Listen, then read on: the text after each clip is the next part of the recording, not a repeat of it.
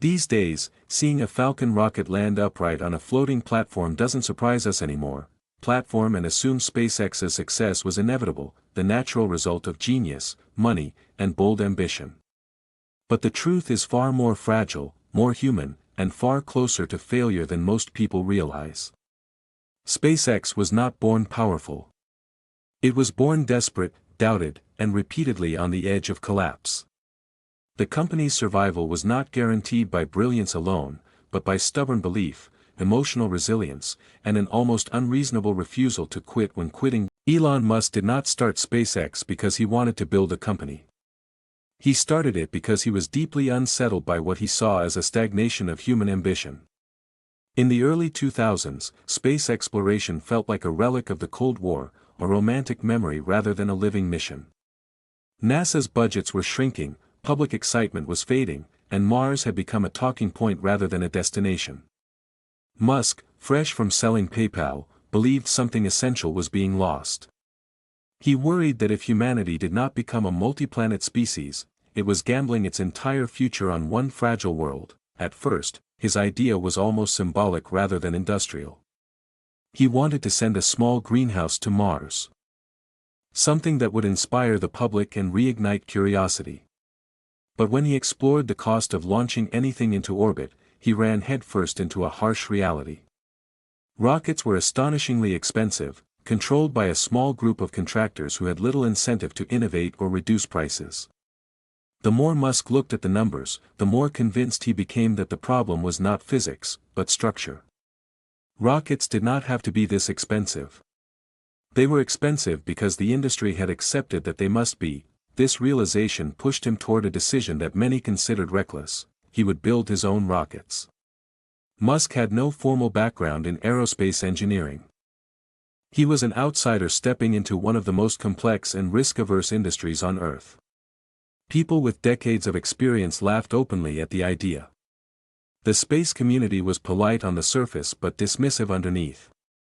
Private companies had tried and failed before. The idea that a Silicon Valley entrepreneur could succeed where governments and defense giants dominated felt naive at best. SpaceX was founded in 2002 with a tiny team, limited infrastructure, and a mission that sounded closer to science fiction than business strategy. Musk immersed himself in textbooks, technical manuals, and conversations with engineers. He asked relentless questions, often pushing beyond what experts considered reasonable. This was not always welcomed. His style was intense, demanding, and unforgiving of vague answers. But it was also driven by genuine curiosity and urgency. He was not playing entrepreneur. He was chasing survival, both for the company and, in his mind, for humanity's long-term future. The early days were chaotic and brutally difficult. SpaceX set up operations in El Segundo, California, and later at a remote launch site on Kwajalein Atoll in the Pacific Ocean. The company aimed to build a small, relatively inexpensive rocket called Falcon 1. It would be their proof of concept, a demonstration that a private company could reach orbit using modern engineering and vertical integration. Nearly everything was built in-house, from engines to avionics, because buying existing components was too costly and too slow. Building a rocket, however, is not like building software. Mistakes are not abstract, they explode. Every design decision carries the weight of physics, and physics does not care about optimism. The Falcon 1 development process was plagued by delays, manufacturing challenges, and endless testing failures. Each setback drained money, morale, and credibility.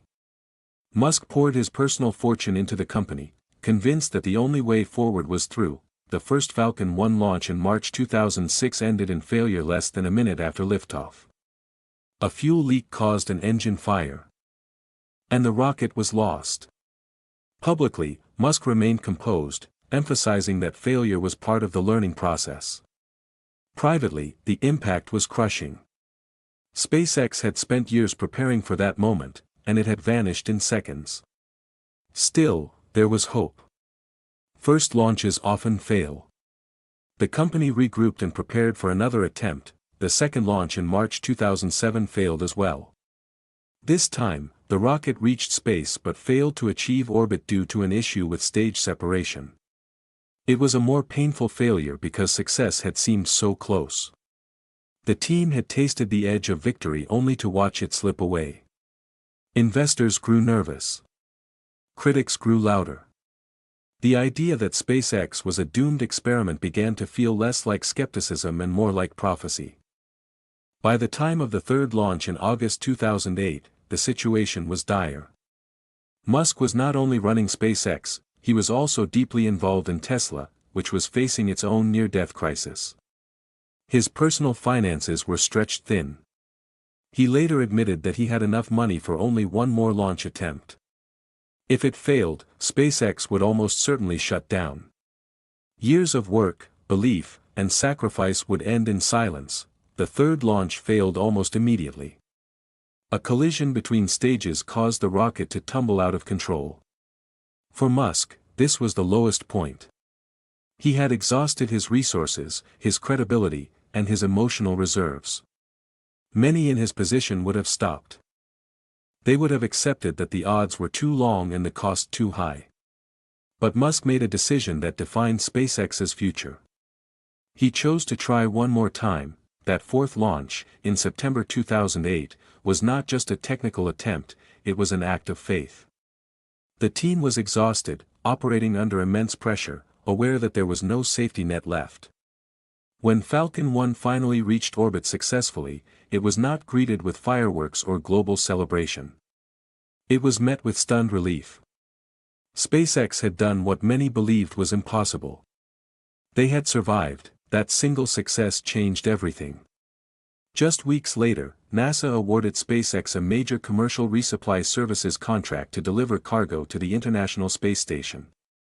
The timing was extraordinary. Without that contract, SpaceX would likely have collapsed. With it, the company gained not only funding but legitimacy. It was no longer a reckless startup, it was a partner of the world's most prestigious space agency. Survival, however, did not mean comfort. The years that followed were filled with relentless work and high expectations. SpaceX moved on to the Falcon 9 rocket and the Dragon spacecraft, aiming for larger payloads and human spaceflight. Each step introduced new risks and new scrutiny. Failures still occurred, sometimes spectacularly, but the culture of the company had shifted. Failure was no longer an existential threat, it was a data point. Musk's leadership style remained controversial. He demanded extreme commitment, long hours, and rapid iteration.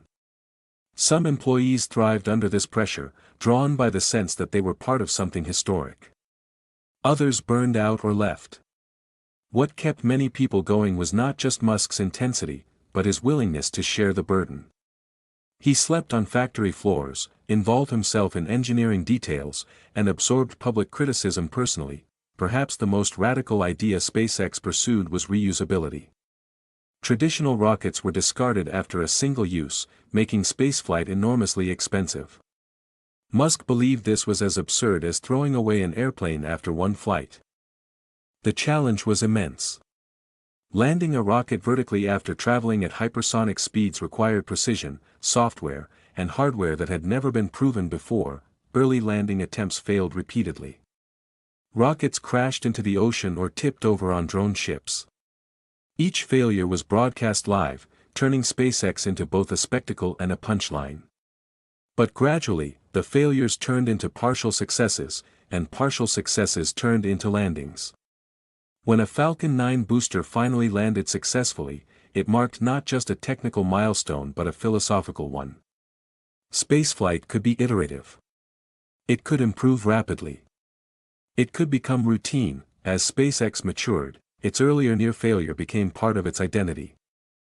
The memory of almost losing everything informed the company's risk tolerance and urgency. Musk often spoke about how close SpaceX came to death, not as a badge of honor, but as a reminder of fragility. Success, in his view, was never permanent. It had to be earned again with every launch. The ultimate vision, Mars, remained the guiding star. Projects like Starship pushed ambition even further, embracing stainless steel, massive scale, and rapid prototyping. Explosions were expected. Iteration was public. Critics questioned whether the same philosophy that saved SpaceX early on could scale indefinitely. Supporters argued that this willingness to flirt with failure was precisely what made breakthroughs possible. Looking back, SpaceX's success does not feel like a straight line or a master plan executed perfectly. It feels like a series of narrow escapes, hard lessons, and moments where belief outweighed evidence. Musk did not eliminate risk, he confronted it directly. He did not wait for permission, he acted in a system designed to discourage outsiders.